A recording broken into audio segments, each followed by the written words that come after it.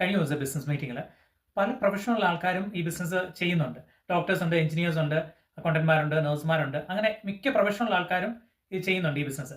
അപ്പം അതിൻ്റെ അകത്തൊരു സോഫ്റ്റ്വെയർ എഞ്ചിനീയർ പറഞ്ഞ ഒരു കാര്യമാണ്, നമ്മൾ സോഷ്യൽ മീഡിയ യൂസ് ചെയ്യുന്നത് മിക്കവരും ചിന്തിക്കുന്നത് അതൊരു ഡിസ്റ്റർബൻസ് ആണ് എന്നാണ് ചിന്തിക്കുന്നത്. പക്ഷേ പുള്ളിക്കാരൻ പറയുകയായിരുന്നു, അത് റിയൽ വെൽത്ത് നമുക്ക് ക്രിയേറ്റ് ചെയ്യാൻ പറ്റും ഈ സോഷ്യൽ മീഡിയ വഴി തന്നെ.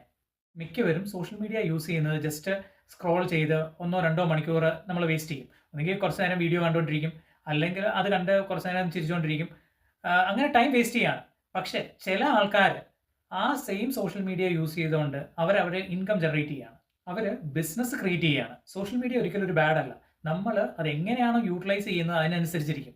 ഇപ്പം മിക്ക ആൾക്കാരും നമ്മൾ ജസ്റ്റ് മൂവീസ് കാണാൻ വേണ്ടിയായിരിക്കും. പക്ഷേ ചില ആൾക്കാർ അവരുടെ ബിസിനസ് ഗ്രോ ചെയ്യിപ്പിക്കുന്നത് ഈ സോഷ്യൽ മീഡിയയെ കൊണ്ട് തന്നെയാണ്. പുള്ളിക്കാരൻ പഠിച്ച ഒരു കാര്യം പറയായിരുന്നു, എങ്ങനെയാണ് നമുക്ക് റൈറ്റ് വേയിൽ ഈ സോഷ്യൽ മീഡിയ യൂസ് ചെയ്യാൻ പറ്റുന്നത്. പുള്ളിക്കാരൻ അതുകൊണ്ട് എങ്ങനെയാണ് ഒരു ബ്രാൻഡ് ക്രിയേറ്റ് ചെയ്യുന്നത്, എങ്ങനെയാണ് വാല്യൂ ക്രിയേറ്റ് ചെയ്യുന്നത്, പിന്നെ ആൾക്കാരുമായിട്ട് എങ്ങനെ കണക്ട് ചെയ്യാം, ഇങ്ങനത്തെ എല്ലാ കാര്യങ്ങളും ഇതിലൂടെയാണ് പുള്ളിക്കാരൻ പഠിച്ചത്.